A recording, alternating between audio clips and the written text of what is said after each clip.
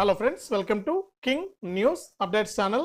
మన తెలంగాణ రాష్ట్ర వ్యాప్తంగా ఎవరైతే మనకు రైతులు మరియు ప్రజలు ఉన్నారో వారందరూ కూడా ముఖ్యంగా ఈ జిల్లాల వారైతే చాలా అప్రమత్తంగా ఉండాలని వాతావరణ శాఖ అయితే చెబుతోందన్నమాట.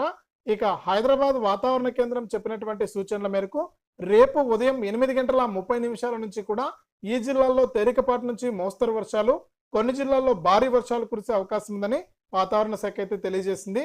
ఇక తాజా వాతావరణ శాఖ ఇచ్చినటువంటి వాతావరణ సమాచారాన్ని మీకు ఇప్పుడే తెలియజేస్తాను. తెలియజేసే ముందు మీకు అందరికీ కూడా ఒక చిన్న రిక్వెస్ట్ అండి.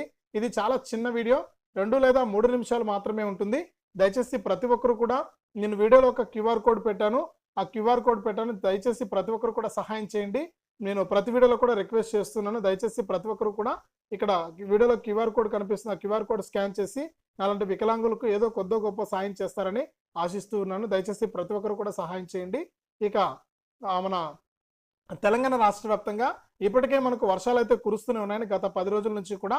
ఇప్పుడు తాజాగా మనకు ఈరోజైతే మరి కాసేపట్లో తేలికపాటి నుంచి మోస్తరు వర్షాలు అయితే కురవబోతూ ఉన్నాయి.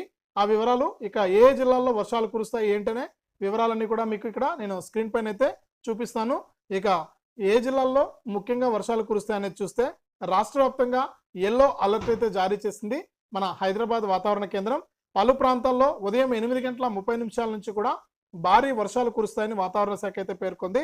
ఇక ముఖ్యంగా చూసుకుంటే ములుగు, భద్రాద్రి కొత్తగూడెం, ఖమ్మం, నల్గొండ, సూర్యాపేట, మహబూబాబాదు, వరంగల్ జిల్లాల్లో భారీ వర్షాలు ఉంటాయి. ఈ జిల్లాల వారు తప్పకుండా అప్రమత్తంగా ఉండాలి. మరొకసారి చెప్తున్నాను, ములుగు, భద్రాద్రి కొత్తగూడెం, ఖమ్మం, నల్గొండ, సూర్యాపేట, మహబూబాబాదు, వరంగల్ ఈ జిల్లాల్లో తేలికపాటి నుంచి మోస్తరు వర్షాలు ఉంటాయని కూడా చెప్పింది.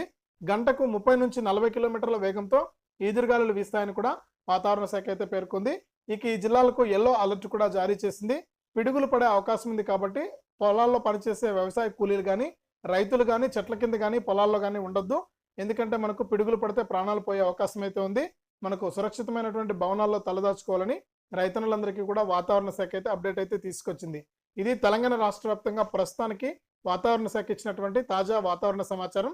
వీడియోను తప్పకుండా లైక్ చేయండి, షేర్ చేయండి. తప్పకుండా మన ఛానల్ని సబ్స్క్రైబ్ చేసుకుని పక్కనే వచ్చే గంట పైన నొక్కి మళ్ళీ వచ్చే ఆలనే గంట పైన నొక్కండి. అలాగే వీడియోలో కనిపిస్తున్నటువంటి QR కోడ్ స్కాన్ చేసి తప్పకుండా మీకు తోచినంత సహాయం అయితే చేయండి. చాలా చిన్న వీడియో, చూసినందుకు ధన్యవాదాలు.